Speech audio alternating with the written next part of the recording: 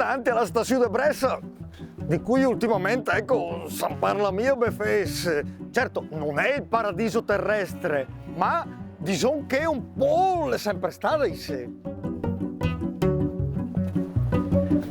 Per di, negli anni 90 sui giornali era un continuo dire che era una zona molto degradata. Nel 1916 la sentinella bresciana la definiva la più indecorosa bicocca che disonori le ferrovie dello Stato.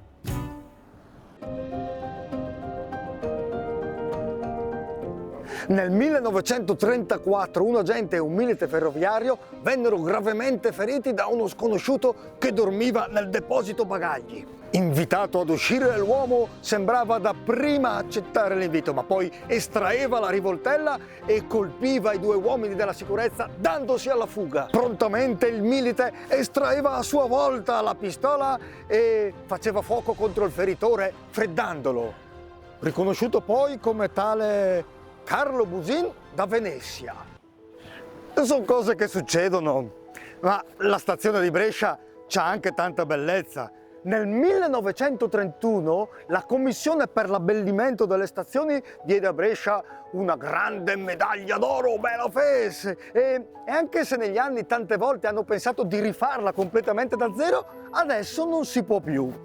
Perché nel 1963 la Sovrintendenza alle Belle Arti della Lombardia pose un vincolo monumentale per il suo interesse storico e architettonico, in quanto si tratta di un raro esemplare di stazione ferroviaria dalla metà del secolo XIX. Infatti è dalla metà dell'Ottocento, quando siamo sotto i crucchi, che Argudebui Gafat, e vollero costruire l'imperial regia privilegiata strada ferrata Ferdinandea Lombardo-Veneta, cioè la ferrovia che collegava Milano a Venezia e Mes a Brescia.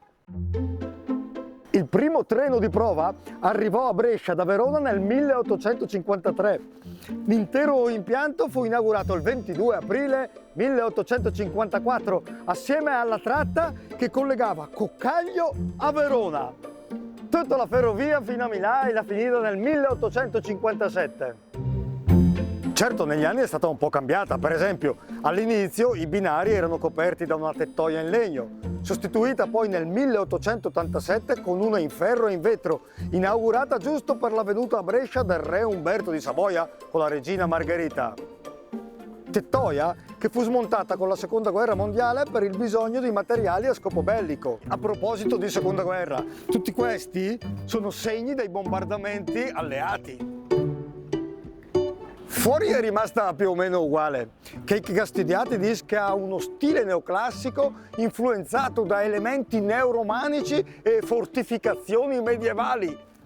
Un castello. Poi c'è questa cosa che ha 3 facciate, se sa mai da che banda da deter. Fu costruita così perché quando fu fatta su non sapevano ancora quale strada avrebbe collegato la stazione al centro storico.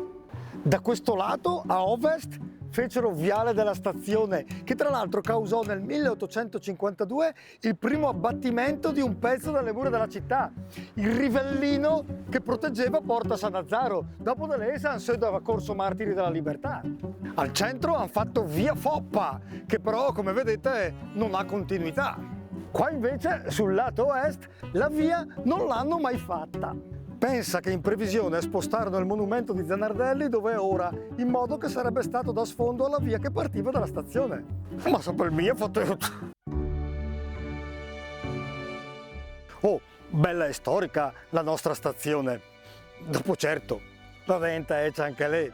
Del resto, come dice il proverbio, tutte le saate gli state scarpine belle.